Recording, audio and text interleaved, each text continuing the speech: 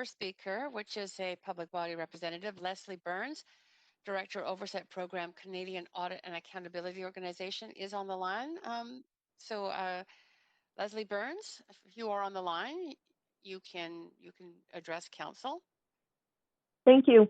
I'm here, and that's great.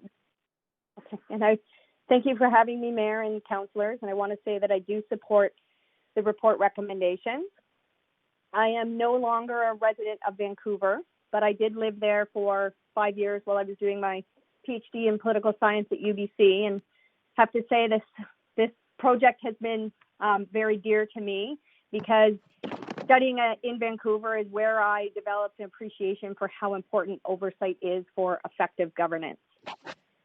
I did contribute to the report that our President and CEO, Carol Bellringer, and Councillor Hardwick referenced, but I wanted to speak to you on a few things that come outside of the report and things that I've learned in my time over the past several years, where I've been developing a program to support elected officials at the local level in their oversight roles. What we've learned is essentially elected officials have three main roles. They represent, they legislate through appropriate bylaws and regulations, and they oversee that the services are delivered to the community. The first two roles tend to take up most of their time. You spend a lot of time with your residents, and you work hard to make sure that the city can provide the services that your residents need. But without adequate oversight, you may not know how well the programs are being run, and you have no checks against fraud and waste.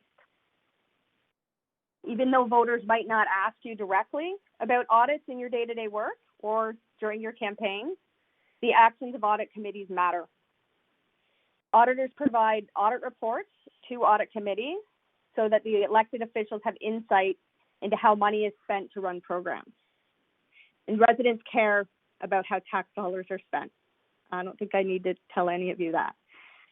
Senior management in the city have a very important role in managing how the city money is spent, and councillors need to rely on their expertise and program administration for delivery. But it is you as elected officials that ultimately are accountable to your residents. You're the ones answering to voters. When residents aren't happy with how services are delivered, you hear about it, no doubt. You're the ones whose jobs are on the line every 4 years of elections. And this is why it's important for councillors to have a source of good, insightful, and independent information on how well programs are being run.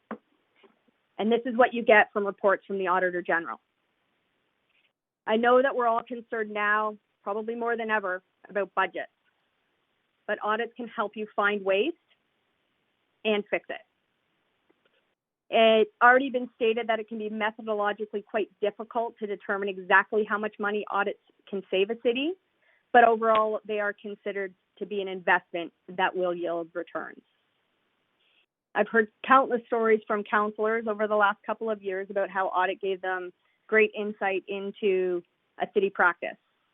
And this is information that without an audit, they may not have, even without the most capable senior management.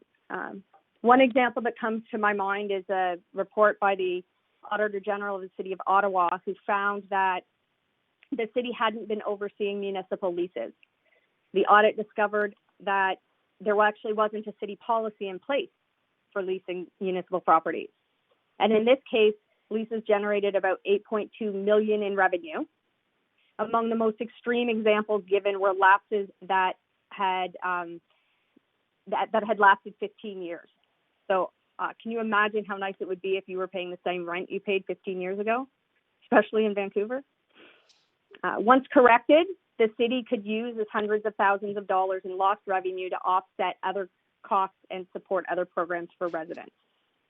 Auditors should not be looking for that gotcha moment, but collaborating with senior management with a shared interest in delivering effective services. Audits can also find efficiencies in government that can be used to set best practices and for other city departments and programs. There are even audits that find solutions. It's not always bad news. Solutions to problems. One issue I can think of is an example in the city of Calgary where they ended up putting a fire truck in the lobby of a library to deter unwanted people from being there, and the result was actually increasing the number of patrons that went to the library.